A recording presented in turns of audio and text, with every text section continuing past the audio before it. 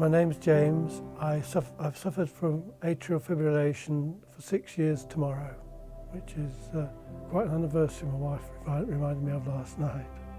We were laying in bed watching TV. I leant over him to pick the remote up, and I just put my head on his chest, and I said to him, "God, your heart's all over the place."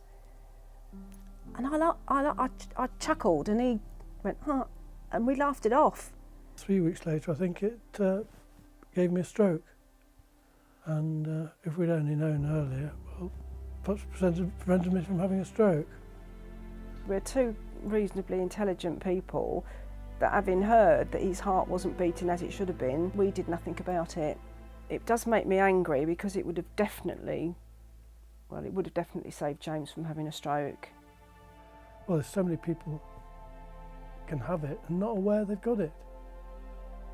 I'd never heard of AF. Don't ever be frightened to be in front of a doctor or a consultant when they say, what does that mean? Can you explain that again for me? Or can you write that down for me? Or just give me a link to that so I can go home in my time and Google it and read it and digest it as I need to.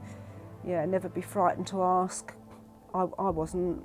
And through a newspaper, I heard about the Atrial Fibrillation Association and got in contact with them, and they're a complete mine of information, and without them and what they did for us, James would definitely, I'm absolutely convinced, he wouldn't have made the recovery that he's made.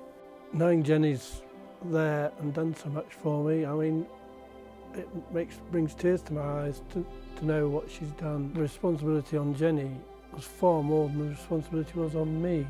I think it is a stressful journey for any couple to go on. In the early days after his stroke, it was an unimaginable strain. You've got to be so strong and so tunnel visioned. You don't have time for yourself. You don't have time to have your little mini breakdown. I didn't do that, and I think that was a mistake. It's no good sitting back and self-pitying yourself because you've got a condition. You've got to think about the predicament that your condition has put the whole family in, and you've got to have sympathy and support for the people looking after you.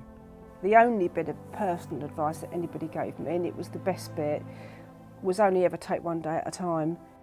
Because if you don't, I think you could, instead of being the person who's caring, you will end up needing somebody caring for you. Mentally, when your mind is galloping to what might happen in the future, that just absolutely does you no good at all. Because I've had AF, I really have had utmost respect for Jenny, and she's been absolutely brilliant.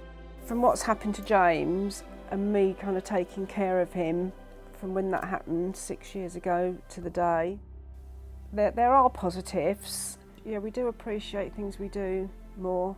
I'm sure we're close. Well, I feel closer to her. I hope she feels closer to me. She probably thinks I'm a pain in the neck.